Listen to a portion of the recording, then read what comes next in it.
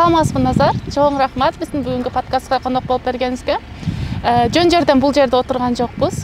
Себеби өзүңүз деле акыркы окуган болушуңуз керек. Акыркы маалыматка караганда 22-23 кышында 2 күн таза аба менен дем алып турбуз, Назар. Эми мындай суроо пайда болду. Эми мындан ары таза аба дегенди унутушубуз керекпи? Чындыгында эле ушул абанын булгануусу аябай чоң көйгөй жаратып атат. Бул Кыргызстанда эле эмес, Бишкекте эле эмес, жалпы дүйнө жүзү боюнча да. Эми анын себептерин бардык жерде айтылып келатат. Ошол эле от жаккан, ТЭЦ, машиненин жанагы чыккан түтүндөр, ошондой эле ушул мусорный полигондор депчи. Эгерде ушул проблемаларды батыраак чечпесе, таза аба менен дем алуубуз баягы чындыгында оор проблема болуп кала берет. Bunun баары дароо башталган эмес болуш керек, Назар. Дары бир окуя болгондо эле бир күнөөлүүнү издеп калат эмеспизби? Эмнеден улам ушул абалга келип жеттик? Эми бул акырындан келип, эң биринчи эле ушул азыр биз турган жер полигон, мусорный полигон. Бул ар дайым баягы күйүп, ушул жерден жаман ушул ыштын чыгышы, ушуну баягы көзөмөлдөбү, андан тышкары жанагы азыркы машинелердин абалдары да аябай эскирип, ошолордон жана катализаторлору дагы жок машинелер бар болсо дагы алар жардам бербей калган учурлар болуп калып атат. Ошонун себептери, андан тышкары от жакканда дагы көбүнчө баягы абанын булганышын башка бирөөгө шылтайбыз, бирок от жагып келгенде көбүнчө сапаты начар көмүрлөрдү жагабыз. Андан тышкары үйдө жанагы швейный цех бизде Кыргызстанда жакшы өнүгүп кетти, ошолдон калдыктарын жагабыз. Ошондой эле резина жанагындай эле машиненин дөңгөлөктөрүн, ошолордун дагы баягы себептери ошондой эле жана ТЭЦке жагылып аткан көмүрдүн сапаты дагы чоң орду бар да. Таштандыларды жага баштадык, ошол эле швейный цехтен калган материалдарды жага баштадык деп айтпадыңызбы? Буга келүүбүздүн бирден бир себептери ошол биздин кандай десем, жакырчылыктан да болушу мүмкүнбү? Мисалы, ошол эле нерсени арзан көмүрдү колунда жок кембагалдар алат эмеспи? Эми жакырчылыктан дагы бир аз кесепети бар десек болот, бирок бул көбүнчө кайдыгерликтен да. Мисалы ошол эле калдыктарды жаккан учур ал көп деле мындай жылытпайт, көп деле эконом деле кылбайт да. Аны ыргыткандын ордуна же болбосо башка нерсеге жумшагандын ордуна биз оңой жолун мындай издеп, биз жагып салганды туура көрүп, ошондой нерсеге барып жатабыз да. Айылга качып кетсек, бул абалдан кутулабызбы? Айылга качып кеткенден негизинен эми мен жана шаардан тышкары чыгып, кайра тоодон түшүп келатканда шаардын чекесиндеги айылдарды деле көрөм да. Айылдарда деле эми шаардагыдай деп айта албайм, бирок абал ал жактарда деле баягы оор эле болуп калып атат. Себеби от жагылат ал жакта деле. Ошол эле айтып кеткендей анандай туура эмес нерселерди жагып, пакеттер көп жагылат. Ошолордон дагы баягы жаман ыш көп чыгат да. Тоодон түшүп келатканда айылдарды карасаңыз, кадимкидей үстү ыш болуп турганын көрөбүз да. Ал жакта деле ушул абанын таза сакталуусун биз карашыбыз керек. Айылга кеткен менен эле проблема чечилбейт. Ал жака барып деле ошол нерсени кыла берсек, айылды деле кайрадан булгап салабыз да. Жакшы бир нерсени айттыңыз, баары кайдыгерликтен башталды депчи. Анан адам өзүнүн башына түшүнбөйт эмеспи? Дарыгер, ошо өзгөчө пульмонолог катары айтсаңыз, кесепети. Кесепети негизинен баягы баарыбыз билебиз, өпкө ооруларын бул күчөтөт. Эгерде бар болсо, эгерде жок болсо бул өпкө ооруларын алып келет да. Ошол эле, например, мисалга алсак, өпкөнүн бүтөлүмү оорусу, булдан түздөн түз ушул абанын булгануусу. Ошондой эле респиратордук оорулардын баягы күчөшү, кийинки жылдары респираторлук оорулар дагы мындай оор өтүп атат. Ошонун оор өтүшүнө дагы бул абанын түздөн түз салымы чоң. Андан тышкары ушул рак ооруларын алып келиши мүмкүн. Себеби дегенде бул абанын булгануусундагы жана составында бар заттар, булар түздөн түз ошо рак ооруларын алып келе турган атайын химикалык элементтер бар да. Ошондой эле бул өпкө ооруларын эле эмес, тери ооруларын алып келиши мүмкүн, аллергия ооруларын алып келиши мүмкүн. Андан тышкары нерв ооруларын, жүрөк ооруларын күчөтүшү мүмкүн. Бул деген дем алуу органы аркылуу кирип туруп, бардык органдарга таркап, бардык органдарды жабыркатуусу толук мүмкүн. Сиз айткан ушул эле белгилер жаш наристелерге дагы тиешелүү болсо керек. Бирок аларга бир аз күчтүүрөөк өтсө керек. Же ошондой эле болобу? Сөзсүз түрдө. Себеби дегенде наристелер булар таза аба менен дем алыш керек. Мисалга алсак, жана IQ деп ошонун көрсөткүчү менен эсептеп атпайбызбы?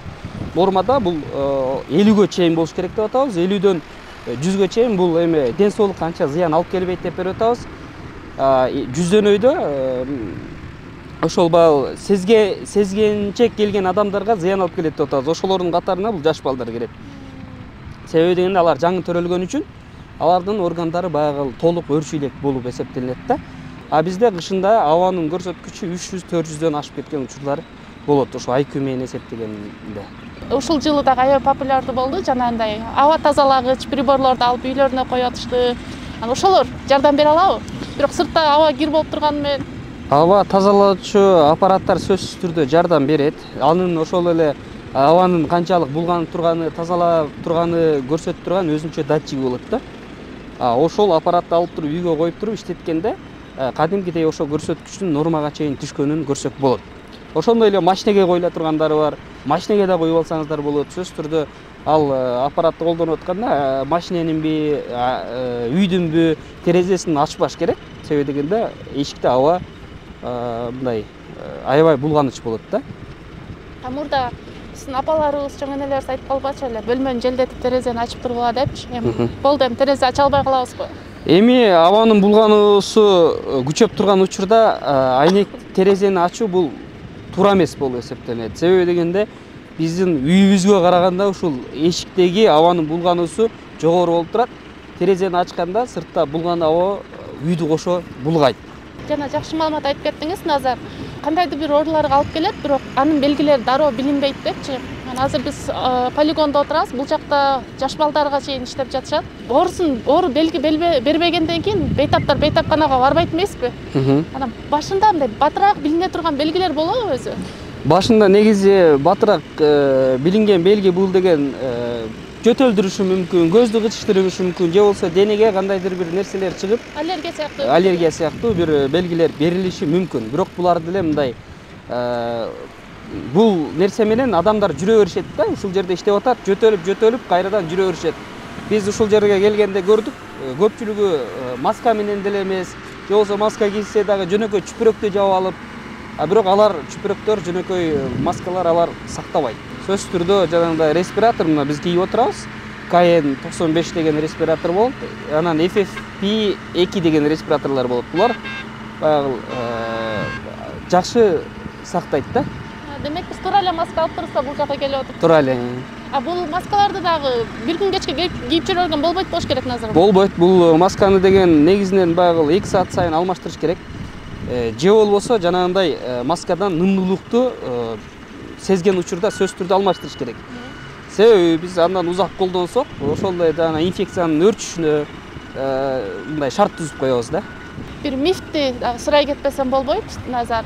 Чылым чеккендер, ошол эле спирт ичимдиктерин ичкендер, булганган аба аларга таасир бербейт, анткени организм мисалы ошол эле спирт ичимдигин ичсе, организм өзүн өзү тазалай берет деген мифтер бар да.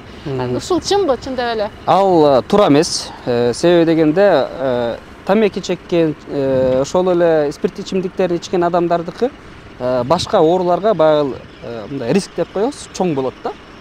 Бул жакта отурган урматтуу окурмандар, биздин көзүбүз ачыша баштады.